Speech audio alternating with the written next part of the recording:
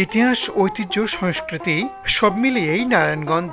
এই জেলায় রয়েছে ঐতিহাসিক পানামনগর, সোনাগঞ্জ ও হাজীগঞ্জ কেল্লা, মুরাপাড়া জমিদার বাড়ির মতো প্রাচীন স্থাপনা।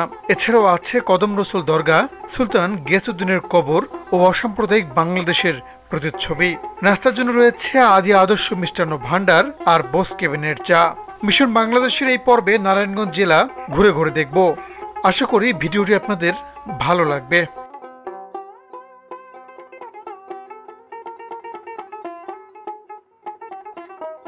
নারায়ণগঞ্জ ঘোরার অংশ হিসেবে প্রথমেই আমি যাই ঐতিহাসিক সোনারগাঁওয়ে। রাজধানী ঢাকা থেকে প্রায় ২৬ কিলোমিটার পূর্ব দিকে সোনারগাঁ। এখানে রয়েছে বড় সর্দার বাড়ি, যার সৌন্দর্য আপনাকে মুগ্ধ করবে। নিজেকে মনে হচ্ছে জমিদার। এখানেই রয়েছে লোকশিল্প জাদুঘর, এটাও দেখতে পারেন। অজানা অনেক কিছু জানতে পারবেন।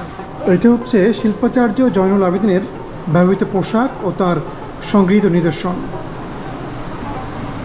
এখানেও একই জিনিস,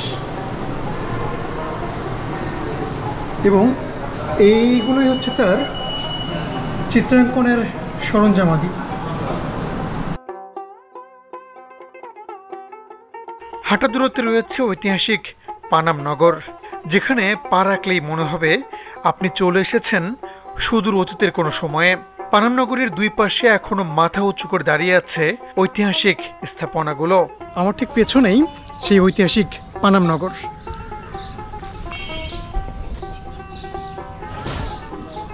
তো দুঃখের বিষয় হচ্ছে রোববার আসছিলাম এখানে, কিন্তু রোববার এবং সোমবার দুপুর পর্যন্ত এটা বন্ধ থাকে। পানামনগরের অল্প দূরত্বে রয়েছে নীলকুঠি। এছাড়াও আছে ঐতিহাসিক গোয়ালদি মসজিদ। এটি সুলতান আলাউদ্দিনের শাসনামলে নির্মাণ করা হয়েছিল। সোনারগাঁওয়ের পাশের মোগরাপাড়ায় রয়েছে সুলতান গিয়াসউদ্দিন আজম শাহের সমাধি। একসময়ের বাংলার সুলতানের কবর একা পড়ে আছে, যা দেখার পর ক্ষমতা যে ক্ষণস্থায়ী, বিষয়টি আপনাকে মনে করিয়ে দেবে। একজন শাসক, তার পরিণতি, বর্তমান অবস্থা, তিনি কিভাবে আছেন। এরপরের গন্তব্য হতে পারে নারায়ণগঞ্জের রূপগঞ্জ। এখানে রয়েছে ঐতিহাসিক মুরাপাড়া জমিদার বাড়ি। 1890-এর দিকে 40 হেক্টর জমিতে জমিদার রামরতন ব্যানার্জি জমিদার বাড়িটি নির্মাণ করেন, যা বর্তমানে মুরাপাড়া সরকারি কলেজ হিসেবে ব্যবহৃত হচ্ছে। ঢাকা থেকে খুব সহজেই কিন্তু এই মুরাপাড়া জমিদার বাড়িতে আসা যায়। আমি যেভাবে আসলাম, প্রথমে গুলিস্তান থেকে বাসে করে ভুলতা থেকে অটোরিকশা নিয়ে সোজা এই মুরাপাড়া জমিদার বাড়ি। ঘণ্টাখানেকের মধ্যেই আপনি আসতে পারবেন এখানে।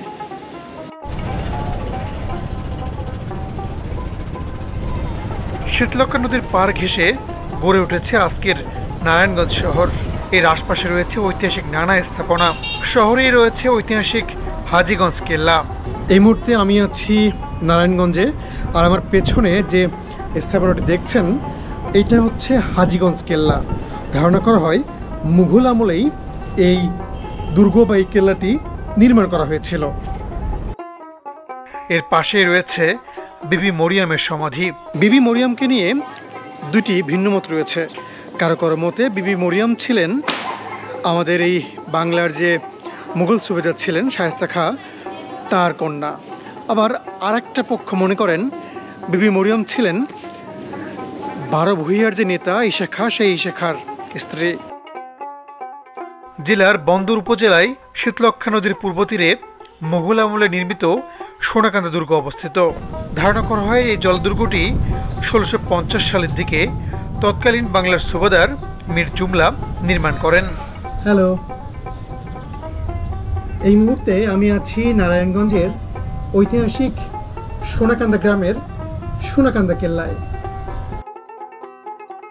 শীতলক্ষ্যা নদীর তীরে নবীগঞ্জে রয়েছে ঐতিহাসিক কদম রসুল দরগা।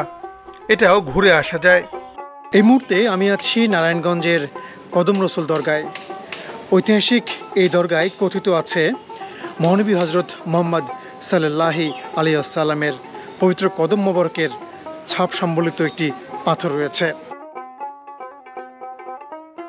মূল শহরে যেসব রাস্তা আছে সেগুলো বিখ্যাত ব্যক্তিদের নামানুসারে রাখা। শহরে ঘুরতে ঘুরতে ক্লান্ত মনে হলে বস কেবিনের চা পান করতে পারেন। পুরো নারায়ণগঞ্জে এটা অনেক জনপ্রিয়। যদিও ভিডিওতে যে দোকানটি দেখছেন সেটা সম্ভবত ভেঙে নতুন করে তৈরি করা হয়েছে। আর অবশ্যই আদি আদর্শ মিষ্টান্ন ভাণ্ডারের নাস্তা খেতে ভুলবেন না। সামনের 150 বছর বয়স এটা। এই হোটেলটা কেন বিখ্যাত? এটা কেন বিখ্যাত? কিসের জন্য বিখ্যাত আর কি আপনাদের? হ্যাঁ, যে পরোটা ভাজি। পরোটা ভাজির জন্য। এই পরোটা ভাজি কখন পাওয়া যায়?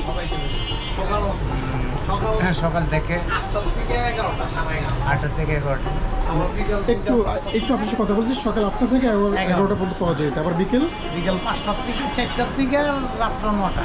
রাত্র 9টা পর্যন্ত পাওয়া যায়। আচ্ছা, এই পরোটার ভাজি এটার দাম কত? এর দাম হচ্ছে 45 টাকা। 45 টাকা। দুইটা পরোটা ভাজি। দুটো পরোটা ভাজি। এই ভাজির মধ্যে কি কি আছে? এই ভাজির মধ্যে 5 তরকারি আছে, আলু আছে, পেঁপে আছে, পটল আছে, মিষ্টি কুমড় আছে। 5টা তরকারি। হ্যাঁ, 5 তরকারি। শহরটিতে ঘোরার সময় আপনার চোখে পড়বে অসাম্প্রদায়িক বাংলাদেশের প্রতিচ্ছবি। একসাথে মুসলমানদের কবরস্থান, হিন্দুদের শ্মশান ও খ্রিস্টানদের কবর। আমি নিজেও প্রথমবার দেখে অবাক হয়েছি। নারায়ণগঞ্জের এই জায়গাটায় যখনই আমি আসি তখনই অবাক হই। মানে বাংলাদেশ যে একটা অসাম্প্রদায়িক দেশ সেটার উদাহরণ কিন্তু এই নারায়ণগঞ্জ। কেন বলছি আপনাদেরকে দেখায়। আমার এই পাশটায় কবরস্থান, মুসলমানদের জন্য কবরস্থান এই পাশটায়। আর একটু সামনে যাই, এইটা হচ্ছে খ্রিস্টান সিটি কবরস্থান। খ্রিস্টান সিটি কবরস্থান হচ্ছে এটা। আর একটু সামনে যাই, দেখি আমরা কি আছে।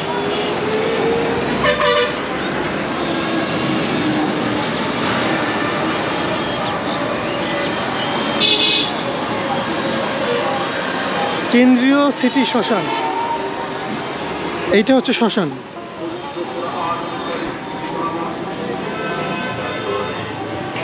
বাংলাদেশের আমি বেশ কয়েকটি জেলা ঘুরেছি, মানে এইরকম আমি কোথাও দেখিনি যে পাশাপাশি শ্মশান, খ্রিস্টানদের কবরস্থান, আবার আরেক পাশে হচ্ছে মুসলিমদের কবরস্থান।